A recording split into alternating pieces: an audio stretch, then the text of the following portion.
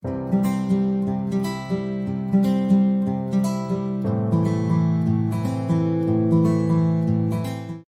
persoalannya yang kurang lengkap, kita nggak belajar bagaimana cara ngambilnya. Nggak tahu infonya ini nyebarnya kemana aja nih. Yang paling repot itu adalah orang bikin usaha duluan. Usaha ini. Memang akan dapat. Cuma karena kita nggak tahu cara menyebarnya, maka masanya lebih lambat cara mendapatinya. Dan itu nggak terukur. Nggak terukur dalam konteks apa? Dalam konteks memetakan aktivitas kita. Kadang-kadang, maaf, waktunya sholat masih sibuk nyari ini. Ya, jadi kita nggak bisa bagi kapan sholat, kapan baca Quran, kapan sedekah, kapan tilawah, kapan ngapalin Quran. Ingat, bahkan Allah langsung menamai ibadah ini dengan ibadah yang sifatnya bisa menambah rezeki. Cuman kadang orang nggak sadar, taunya diambil. Tapi kalau pengertian secara bahasanya sebetulnya bukan berkurang, nambah malah. Nambah. Cuman orang tuh nggak sadar ketika dia mau ditambah rezekinya, dia malah nggak mau. Karena merasanya diambil, dikurangi. Nah, ini yang disebut dengan mustaqarrah. Mustaqar tadi di Quran surah ke-11 ayat ke-6. Ini yang disebut mustauda'ah. Ya, menyebar. Di mana dia tersembunyi itu? Hanya Allah yang tahu. Makanya antum kan beraktivitas kan? Ada yang berdagang, ada yang kerja jadi karyawan, jadi gini, di pengusaha macam-macam untuk mendapatkan apa? Itu yang menyebar ini. Ya. Dan menariknya antum kan minta kepada Allah, ya kan? Bahkan setiap dalam sholat. Coba lihat, Isa aja tadi minta 4 kali. Masih ingat nggak? Ya, coba duduk di antara dua sujud itu. Ya, antum baca apa? Rabbighfirli wajburni apa artinya warzuqni? Minta rizki tuh. Antum minta rizki, antum ke pusat minta tuh kepada Allah. Ya Allah, saya minta rizki. Warzuq itu minta rizki. Ada yang belum tahu. Ya 4 kali Isa warzuqni. Setelah Isa masih minta juga. Ya Allah, berikan saya rizki. Yang tadi apa dalam sholat? Warzuqni. Warzuq itu minta rizki. Antum minta ke pusat tuh, minta. Ya Allah, minta. Soalnya Allah disebarkan. Ambil. Cuman persoalannya yang kurang lengkap, kita nggak belajar bagaimana cara ngambilnya. Nggak tahu infonya ini nyebarnya kemana aja nih. Yang paling repot itu adalah orang bikin usaha duluan. Usaha ini. Memang akan dapat. Cuma karena kita nggak tahu cara menyebarnya, maka masanya lebih lambat cara mendapatinya. Dan itu nggak terukur. Nggak terukur dalam konteks apa? Dalam konteks memetakan aktivitas kita. Kadang-kadang, maaf, waktunya sholat masih sibuk nyari ini. Ya, jadi kita nggak bisa bagi kapan sholat, kapan baca Quran, kapan sedekah, kapan tilawah, kapan ngapalin Quran. Coba lihat Abu Bakar As-Siddiq radhiyallahu ta'ala anhu. Itu kan pedagang sukses, pebisnis sukses, hartanya banyak, tapi masih sempat sholat tahajud sampai khatam Quran. Masih sempat sehari punya program sedekah, sehari nengokin orang sakit, sehari bisa menyolatkan orang yang meninggal, sehari bisa nganterin orang ke alam kubur. Itu ketika Nabi tanya, siapa malam ini hari ini yang sempurna jamaahnya, ngacung semua. Siapa hari ini sudah sedekah, sebagian turun tangan, Abu Bakar masih angkat. Siapa hari ini yang sudah membaca Al-Quran, beliau angkat. Siapa hari ini yang nengok orang sakit, beliau angkat. Siapa yang hari ini sudah mengantar orang ke jenazah ke kuburan, beliau angkat. Semua ini katakan Nabi, beliau angkat tangan. Nah, pertanyaan saya itu bagaimana cara manage aktivitasnya? Karena beliau tahu kunci rezeki itu ada di sini. Kalau nyebarnya ke sini. Maka beliau atur aktivitas ibadah saya ini yang ke sini. Yang rezeki ini yang ini. Atur waktunya kapan mendapatkan yang ini, kapan mendapat yang lain. Yang paling dahsyat ini nanti yang akan kita bahas. Ada rezeki bahkan yang belum dicari, dia sudah datang min haitsu la yahtasib, dari sisi yang tidak dia ketahui. Ya, nanti kita lihat dan kita buktikan dengan ayat-ayatnya. Satu, jenis pertama, rezeki yang mutlak dicari dengan ikhtiar. Ikhtiar dalam tanda kurung usaha. Dalilnya Quran surah 53 ayat 39. Quran surah 53 ayat 39. Ya, malam ini insya Allah saya buka pintu yang pertama adalah pintu ikhtiar. Ya. Ya, jadi antum kalau sudah tahu pintunya, nggak usah dari pintu ke pintu antum mengetok untuk menawarkan nama. Ya. Karena ada yang dari pintu ke pintu, kok coba tawarkan nama gitu. Antum nggak usah gitu. Udah tinggal antum ini kan aja ini. Udah. Satu, ikhtiar lewat usaha. Turunan dalilnya, turunannya. Satu, Quran surah kedua ayat 168. Kalau ingin dipercepat, Quran surah kedua ayat 172. Kalau pengen lebih cepat lagi, Quran surah ke-7, oke dah, ayat 96. Dah? Sampai sini. Nah, kalau terjadi semacam terlihat ya pelambatan, maka ada teori, jangan dilihat sebagai pelambatan, tapi dilihat sebagai percepatan akumulasi. Ya, akumulasi supaya terkumpul lebih banyak pada saat antum membutuhkannya. Ya, nanti kita lihat dalilnya di Quran surah 46 ayat ke-15. Ya, ini wajib hafal ya. Tenang aja, pertemuan kita berikutnya kapan? Masih 1 pekan. Gampang. Masya Allah. Orang 3 hari apa 200 ayat Al-Imran. Masa sepekan antum berapa ayat sih ini? Gampang ini. Ayatnya juga pendek-pendek, insya Allah. Ya. Dan jangan dulu dilihat, catat aja dulu. Kalau antum lihat sekarang, antum nanti udah ini duluan. Catat dulu aja. Sudah? Udah ya? Baik, ini udah. Nah, sekarang turunannya, kan ini baru intinya. Turunan amalannya. Ini wajib antum kerjakan. 1, di turunan amalannya. Quran surah ke-17 ayat 78 sampai 82. Ini wajib antum kerjakan. Demi Allah saya katakan wajib antum kerjakan. Kalau ini antum gak usah hafalkan untuk dites. Ini gak akan dites insyaallah. Tapi antum wajib amalkan saat nanti menunaikan ibadahnya. Baca ayat ini. Ya, dites oleh kita sih enggak. Cuman saat antum kerjakan mesti hafal ini saat ibadahnya. Ya. Karena antum akan baca dalam sholat. Ya. Sama aja dong. Ya. Teruskan. Terus. Quran surah ke-73 ayat 1 sampai 20. Tidak akan muncul di ujian. Insyaallah. Dah? Teruskan. Quran surah ke-15 ayat 9. Dan Quran surah ke-54 ayat ke-17. 1 ayat saja. Mau 1 ayat, mau 4 ayat? 4 ya, boleh ya? 4 ayat ya, boleh ya? Ayat 17, ayat 22, ayat 32, ayat 40. 4 ayat. Insya Allah saya bermohon kepada Allah 4 ayat ini bunyinya sama supaya memudahkan hafalan antum.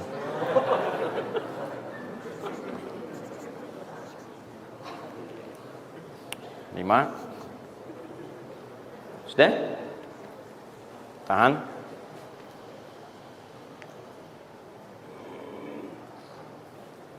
Sudah? 5. Amalkan yang Quran surah ke 51 ayat 18. Ini untuk mempercepat pengabulan doa. Jadi kalau antum minta seketika. Sudah?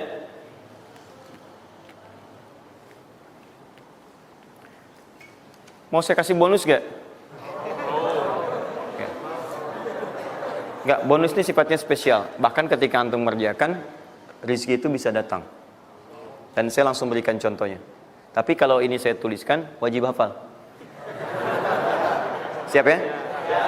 Karena ini tawarannya tinggi, ya. Pilih mana? Enggak saya kasih, antum cari sendiri, atau saya kasih, tapi wajib hafal. Boleh ya? Baik. Dan ini ayat pertama, mana panitia? Lihat ya, ingat baik-baik, ini ayat pertama yang akan menguji. Jadi password kunci pertama untuk masuk pekan depan, ayat yang ini. Quran, surah ketiga Al-Imran, ayat 35 sampai 39.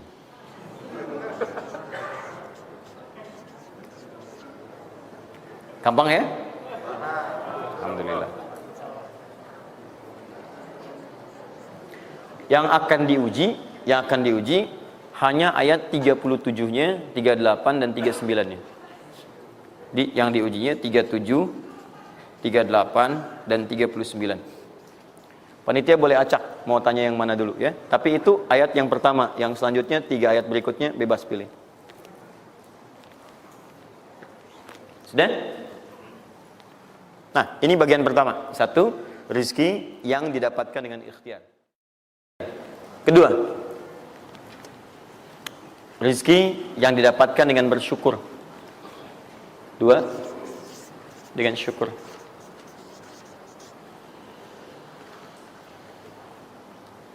Dalilnya Quran surah ke-14 ayat 7.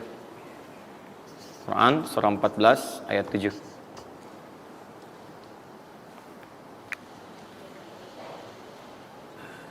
Yang saya kotaki itu yang dihafal ya.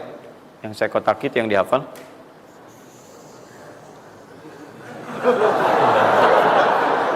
Ya. Enggak, ini inti ayatnya. Saya serius, ini inti. Ini harus ada. Ini, karena ini saya sering katakan ketika Anda menghafalkan, itu spirit ayatnya ada dalam jiwa kita. Kalau bisa udah otomatis gitu. Udah otomatis. Jadi begitu antum mengerjakan itu, antum ingat. Dan ketika antum berniaga pun, antum ingat. Jadi kalau antum sedang misalnya usaha apa, ada sholat tuh, antum refleks. Sholat. Karena tahu dengan sholat itu rezeki bertambah, bukan berkurang. Jelas ya? Nah. Terus kan? Ini, Quran surah 14 ayat 7. Saya naikkan ke atas ya. Turunannya.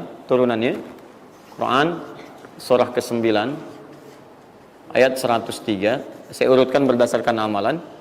Dan Quran surah 9 ayat ke-60.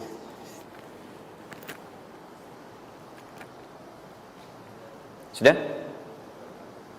Ingat, bahkan Allah langsung menamai ibadah ini dengan ibadah yang sifatnya bisa menambah rezeki. Cuman kadang orang nggak sadar, taunya diambil. Tapi kalau pengertian secara bahasanya sebetulnya bukan berkurang, nambah malah. Nambah. Cuman orang tuh nggak sadar ketika dia mau ditambah rezekinya, dia malah nggak mau. Karena merasanya diambil, dikurangi. Nanti kita akan lihat. Jangan lu dibuka ayatnya, Pak, ya. Itu saya. Nah, tawaran saya yang kedua nih. Ya, ini kan tadi tawaran pertama. Mau nggak saya kasih bonus lagi? Nah, saya serius. Ketika Anda kerjakan, penambahannya langsung minimal 700 kali lipat nilainya. Mau? Alhamdulillah. Sama, ini 3, ini pun harus 3. Ya. Quran surah kedua ayat 261 sampai 263. Nah, ini saya kotakin.